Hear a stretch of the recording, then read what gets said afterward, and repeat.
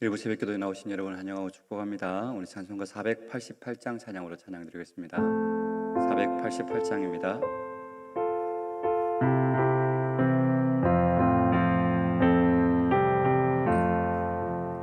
이 몸의 소망 무언가 우리 주 예수 부를세. 우리 주 예수밖에는 이들이 알 수 없도다. 주 나의 반석이시니 그 위에 내가 서리라. 그 위에 내가 서리라. 무섭게 바람 부는 밤 물결에 높이 설렐 때 우리 주 크신 은혜에 소망의 낯을 주리라. 주 나의 반석이시니 그 위에 내가 서리라. 그 위에 내가 서리라. 세상에 믿던 모든 것 끊어니 그날 되어도 구주의 언약 미사와 내 소망 너욱 그리라. 주 나의 반석이시니 그 위에 내가 서리라. 그 위에 내가 서리라. 바라는 천국 올라가 하나님 앞에 배울 때 구주의 은을 힘입어 어여심하러 서리라. 주 나의 반석이시니 그 위에 내가 서리라. 그 위에 내가 서리라. 아멘. 이 새벽에 우리에게 주신 하나님의 말씀은 열왕기상 11장 14절에서 25절까지 말씀입니다. 열왕기상 11장 14절 말씀에서 25절까지 말씀을 보도록 하겠습니다. 찾으셨으면 한 절씩 교독하면서 읽겠습니다. 여호와께서 에돔 사람 하닷을 일으켜 솔로몬의 대적이 되게 하시니 그는 왕의 자손으로서 에돔에 거하였더라. 전에 다윗이 에돔에 있을 때에 군대 주의관 요압이 가서 죽임을 당한 자들을 장사하고 에돔의 남은 자들을 다 쳐서 죽였는데 요압은 에돔의 남자를 다 없애기까지 이스라엘 무리와 함께 6달 동안 그곳에 머물렀더라. 그때의 하닷은 작은 아이라 그의 아버지 신하 중 에돔 사람 연명과 함께 도망하여 애굽으로 가려 하여 미디안을 떠나 바란에 이르고 거기서 사람을 데리고 애굽으로 가서 애굽 왕 바로에게 나아가매 바로가 그에게 집과 먹을 양식을 주며 또 토지를 주었더라. 하닷이 바로의 눈앞에 크게 은총을 얻었으므로 바로가 자기의 처제 곧 왕비 다브네스의 아우를 그의 아내로 삼음에 다브네스의 아우가 그로 말미암아 아들 그누밧을 낳았더니 다브네스가 그 아이를 바로의 궁중에서 젖설되게 하매 그누밧이 바로의 궁에서 바로의 아들 가운데 있었더라. 하닷이 애굽에 있어서 다윗이 그의 조상들과 함께 잔 것과 군대 지휘관 요압이 죽은 것을 듣고 바로에게 아뢰되 나를 보내어 내 고국으로 가게 하옵소서. 바로가 그에게 이르되 내가 나와 함께 있어 무슨 부족함이 있기에 내 고국으로 가기를 구하느냐. 대답하되 없나이다. 그러나 아무쪼록 나를 보내옵소서 하였더라. 하나님이 또 엘리야다의 아들 르손을 일으켜 솔로몬의 대적자가 되게 하시니 그는 그의 주인 소바 왕 하닷에셀에게서 도망한 자라. 다윗이 소바 사람을 죽일 때에 르손이 사람들을 자기에게 모으고 그 무리의 개수가 되어 다메섹으로 가서 살다가 거기서 왕이 되었더라. 솔로몬이 일평생에 하닷이 끼친 한란에 손이 수리아 왕이 되어 이스라엘을 대적하고 미워하였더라. 아멘. 오늘 본문의 말씀은 솔로몬을 향한 하나님의 심판이 구체적으로 실현되는 징조로 제시되고 있습니다.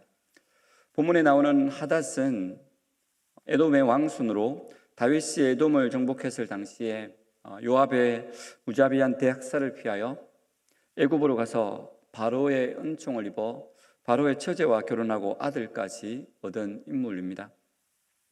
본문에는 구체적인 언급이 없지만 그는 다윗과 요압이 죽었다는 소식을 듣자 에돔으로 돌아와 에돔의 독립을 선언하고 왕이 되어서 솔로몬을 대적한 것으로 보입니다. 다음으로 롯손이라는 사람이 나오는데, 원래 롯손은 소바왕 하닷 에셀의 신하로 다윗이 소바를 정복했을 때에 다메섹으로 피신해서 수리와 왕국을 세웠던 인물입니다. 그런데 이들 두 사람은 솔로몬 집권 초기에는 감히 솔로몬에게 대적하지 못했던 사람들입니다. 그러다가 솔로몬이 타락하여 국정의 소홀한 틈을 이용해서 솔로몬에게 본격적으로 대적하고 반기를 든 것 같습니다.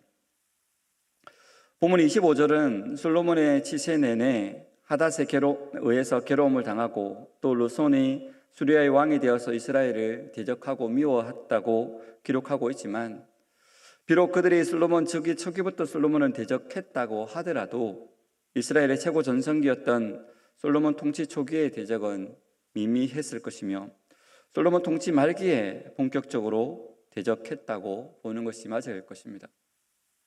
본문을 조금 더 자세하게 살펴보면 오늘 본문 14절에서 21절까지의 말씀에서 에돔 사람 하닷이 독립왕국을 세우고 솔로몬을 대적한 것이 나옵니다.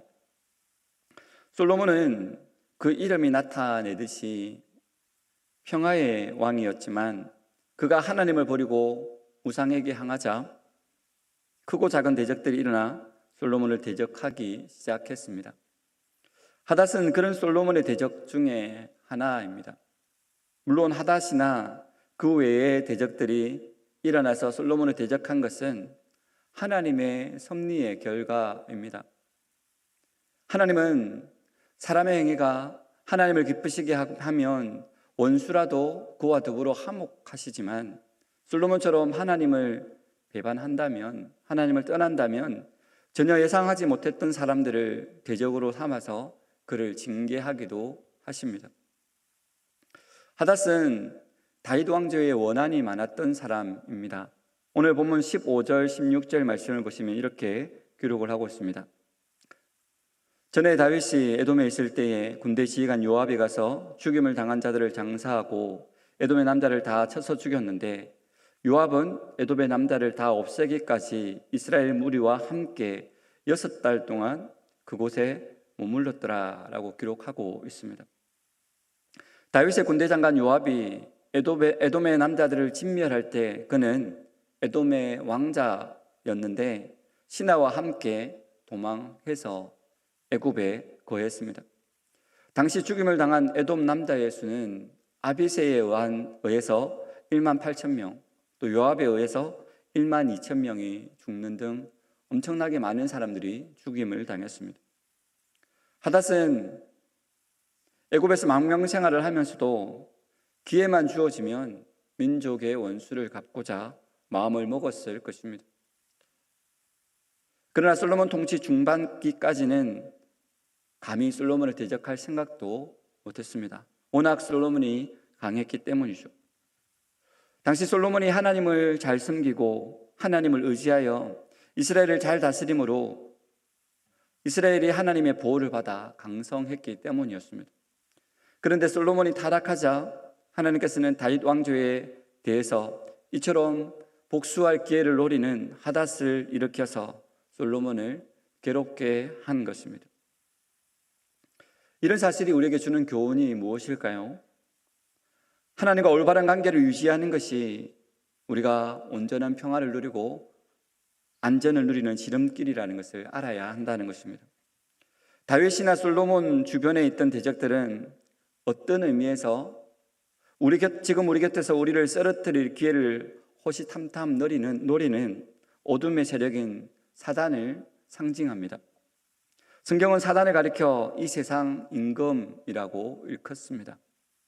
이것은 그의 힘이 세상에 있음을 가리키는 것입니다. 따라서 엄청난 세상의 권세를 가지고 우리를 위협하는 사단의 모든 공격으로부터 평화를 얻을 수 있는, 안전을 얻을 수 있는 길은 우리 안에 존재하지 않습니다.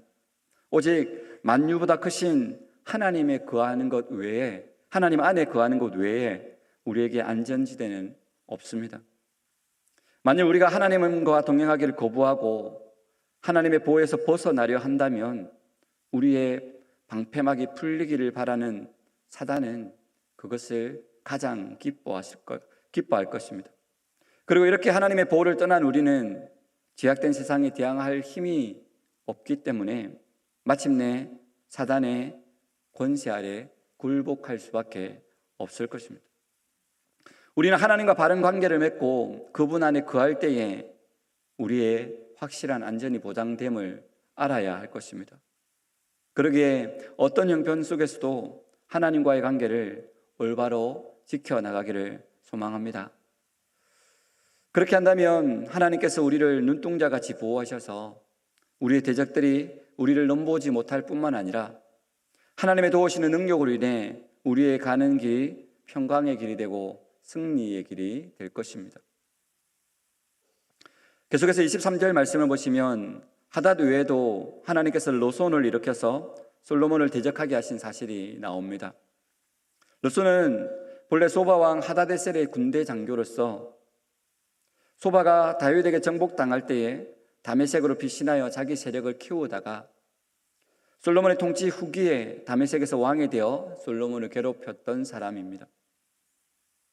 로손의 등장에서 우리가 주목해야 할 사실은 하닷과 마찬가지로 하나님께서 그를 일으키셨다라는 것입니다.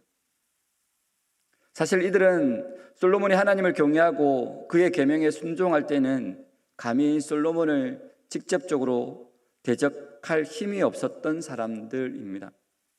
그랬던 사람들이 이제 솔로몬이 범죄하고 하나님의 계명에 불순종하자 솔로몬을 대적하며 일어난 것입니다. 하나님께서는 솔로몬이 범죄하자 그를 약하게 하셨고 반면 하나님의 계획을 위해서 이방인이었던 하닷과 로손을 해배하시고 때가 되매 그들을 강하게 하셔서 솔로몬을 심판하는 도구로 사용하셨던 것입니다. 이처럼 솔로몬 통치 말기에 그의 주변에는 많은 변화가 있었고 이와 같은 변화는 그에게 하나님의 뜻이 무엇인지를 보여주는 일종의 모니터와도 같은 것이었습니다. 그러나 범죄함으로 분별력이 흐려진 그로서는 하나님의 뜻을 깨달아 알 방법이 없었습니다. 우리는 여기서 하나님께서 자신의 뜻을 우리의 주변 환경을 통해서도 나타내신다는 점에 주목해야 할 것입니다. 이 말씀은 우리 자신의 삶 속에서 적용해 봐야 할 영적 진리를 포함하고 있습니다. 만일 우리의 주변 환경이 급격하게 바뀌고 우리가 추진하고 계획하는 일들이 자꾸만 뒤틀어지거나 막히게 된다면 우리는 잠시 멈추고 하나님의 뜻이 어디에 있는지를 확인하는 시간이 필요하다라는 것입니다. 무조건 밀고 나가는 것만이 믿음이 아니라 때로는 잠시 멈출 수 있는 지혜가 필요합니다. 주변 환경이 급격하게 변하고 상황이 변하는 것에 대해서 지혜롭게 반응할 수 있어야 할 것입니다. 그리고 자기의 삶에 하나님의 뜻을 거스르는 부분은 없었는지를 돌아봐야 할 것입니다. 사도행전에 나오는 드로아에서 있었던 바울의 진로 변경은 우리가 환경 변화에 어떻게 대처해야 하는지를 잘 보여주는 본보기라고 할 수 있습니다.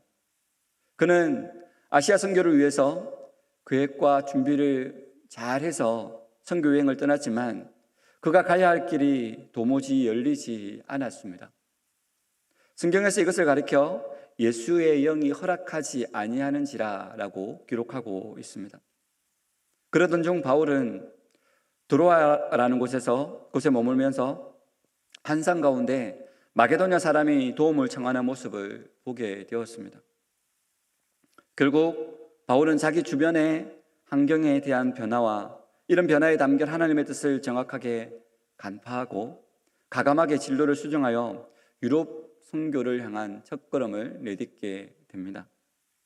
본래 그는 1차 선교 여행에 이어서 지속적으로 소아시아 선교를 확장하는 것에 마음을 두고 있어서 에베소를 거점으로 선교 활동을 해나가기를 원했지만 하나님은 더 넓은 세상을 향해 복음을 증거하도록 그의 걸음을 막으셨으며 이것을 올바로 이해했던 바울은 하나님의 뜻을 분별하고 거기에 순종함으로 더 크고 축복된 역사를 감당할 수 있었던 것입니다. 우리가 처한 삶의 현장도 또 환경도 마찬가지입니다. 역사를 주관하시고 모든 만물과 환경을 통해 자신의 뜻을 나타내시는 하나님은 동일하게 우리의 삶과 현장을 통해서도 자신의 뜻을 알려주십니다. 때때로 우리가 하나님의 뜻을 거스르거나 하나님의 인도하심과 다른 길을 걸어갈 때에 하나님은 주변의 환경을 막으시거나 변화시키심으로 하나님의 뜻을 우리에게 가르쳐 주실 때가 있습니다. 그러기에 우리는 늘 민감하게 반응해야 합니다. 그래야 솔로몬과 같은 실패에 빠지지 않게 된다는 것입니다. 솔로몬이 하닷이나 르손으로부터 괴로움을 당하게 된 근본적인 원인은 그가 하나님을 버리고 세상을 선택했기 때문이었습니다. 성경은 우리가 힘써 싸워야 할 대적들 가운데 가장 무서운 적이 우리 안에 있는 정욕적이고 세속적인 욕망이라고 가르칩니다. 우리는 하나님이 주신 지혜와 축복 안에서만 승리할 수 있습니다. 하나님의 뜻을 행할 때에 우리에게 저절로 승리는 따라오게 되어 있습니다.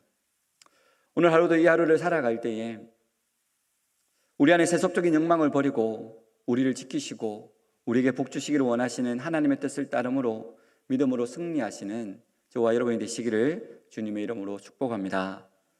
기도하겠습니다. 살아계신 아버지 하나님, 은혜를 진심으로 감사를 드립니다. 오늘도 이 한 주를 시작함에 있어 이 하루를 시작함에 있어 또 주의 전에 나와 하나님의 말씀과 또 하나님의 뜻을 구하는 기도로 이 하루를 열 수 있도록 우리의 단잠을 깨우시고 우리를 이 자리로 불러주심에 감사를 드립니다.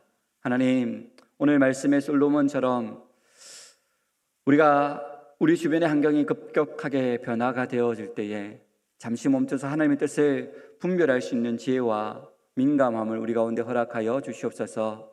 솔로몬이 하나님의 뜻을 버리고 자기의 뜻과 자기의 방법대로 세상의 욕망대로 살아갔을 때에 하나님께서는 여러 가지 방법으로 심판을 하셨음에도 불구하고 그는 그것을 인지하지 못하고 계속해서 악의 길로 갔던 것을 보게 됩니다. 하나님, 오늘 우리가 이 하루를 살아갈 때에 우리 주변에 일어나는 그 일들을 하나님의 뜻 안에서 발견하게 하여 주시고 또 우리가 하나님의 뜻에서 벗어나지 않도록 우리 가운데 믿음을 다하여 주시고 은혜를 들이켜 주시옵소서. 우리가 하나님의 뜻을 떠나 살게 되면 우리 안에는 우리에게 너무나도 많은 크고 작은 미혹들이 있고 어려움이 있다는 것을 깨달아 알게 하여 주시고 늘 하나님의 뜻을 붙잡고 하나님 한 분만을 의지하며 살아갈 수 있는 믿음의 백성들 되어줄 수 있도록 주님 은혜 다하여 주시고 축복하여 주시옵소서. 이 시간에 우리 교회를 위해서 축복하며 중보합니다. 하나님, 우리 교회를 주께서 기억하여 주시고 붙잡아 주셔서 지난 119년 동안 하나님의 은혜를 풍성히 누릴 수 있도록 은혜 다하여 주심에 감사를 드립니다. 하나님, 더욱더 이 교회가 하나님의 복을 받아 하나님의 은혜를 누리는 교회가 되어지도록 주여 도와주시고 인도하여 주시옵소서. 특별히 지금은 교회가 하나님 앞에 기도해야 할 때임을 우리가 알고 있습니다. 특별히 담임 목사님이 이제 바뀌는 상황 가운데 있사온데 하나님 후임 목사님을 주께서 붙잡아 주셔서 담임 목사의 청명을 위해서 우리 청빙위원회가 조직되어지고 또 함께 이 모든 것들을 준비하고 계획하고 있사온데 하나님 좋은 담임 목사님을 보내어 주셔서 우리 감정교회가 앞으로 더욱더 힘을 얻고 또 하나님의 기뻐하시는 일들을 많이 감당하는 교회가 되어질 수 있도록 주님 축복하여 주시고 은혜를 드리며 주시옵소서. 또한 우리 설립 120주년 기념으로 분립개척 교회를 준비하는 가운데 있습니다. 하나님, 우리 분립개척 위원들 가운데 하나님께서 은혜를 드리며 주시고 또 지금 시공사를 또 선정하는 부분들과 또 여러 가지 앞 일들을 또 준비하고 있사온데 그 모든 일들이 하나님의 뜻 안에서 순적하게 이루어지게 하여 주시고 이 일들이 하나님께서 기뻐하시는 일들로 하나님의 뜻 안에서 차근차근 잘 이루어질 수 있도록 주여 은혜를 드리며 주시고 축복하여 주시옵소서. 우리 온 성도들이 우리 담임 목사님의 청빙과 또 분립개척을 위해서 더욱더 힘써 기도하며 나아갈 수 있도록 주여 도와주심으로 정말 이 모든 일들이 하나님의 뜻 안에서 하나님의 기뻐하심과 또 우리 성도들의 기뻐하심 가운데 온전히 이루어질 수 있도록 주님 축복하여 주시고 역사하여 주시옵소서. 하나님, 우리 교회를 또 목장교회로 불러주시고 지금까지 우리 목장교회로서의 그런 정체성을 가지고 잘 나오게 하시니 감사를 드립니다. 그러나 지금 우리 목장이 많이 약해져 있는 가운데 있사온데 다시금 우리 목장이 하나님의 뜻 안에서 힘을 얻게 하여 주시고 더욱더 모이게 힘쓸 수 있는 목장이 되어질 수 있도록 주 도와주시고 모일 때마다 하나님의 말씀의 능력이 풍성하게 나타나고 하나님의 역사가 나타나는 그런 은혜와 능력 있는 목장이 되어지게 하여 주셔서 우리 목장들마다 하나님께서 품고 계신 놀라운 뜻이 이루어질 수 있도록 주여 도와주시고 인도하여 주시옵소서. 목장이라는 이 소그룹이 살아 역동적으로 움직임으로 말미암아 우리 교회가 더욱더 활력이 있게 하여 주시고 또 하나님의 기뻐하시는 많은 일들을 제대로 감당하는 우리 교회가 되어질 수 있도록 주님 축복하여 주시고 역사하여 주시옵소서. 사랑하는 우리 담임 목사님을 위해서 중보하며 기도합니다. 또 사무총장으로 준비하는 가운데 여러 가지 일정들을 지금 소화하고 계신데 하나님, 우리 담임 목사님의 앞길을 주께서 순적하게 인도하여 주시고 정말 그 준비하는 모든 길 가운데 영육 간의 강건함을 드리펴 주셔서 지치지 않도록 하나님 은혜 더하여 주시고 축복하여 주시옵소서. 오늘부터 또 수요일까지는 그루터기 목회 네트워크 세미나를 또 진행 중에 있습니다. 하나님, 이 세미나가 잘 이루어지게 하여 주시고 또 이 세미나를 통하여서 우리 또 많은 목회자들을 또 돕는 귀한 기회가 되어질 수 있도록 주님 축복하여 주시고 은혜를 드리펴 주시옵소서. 우리 목사님 돌아올 때까지 또 영역 간의 강건함으로 주역께서 함께하여 주시고 또 교회에 급한 일 생기지 않도록 하나님 은혜 더하여 주시옵소서.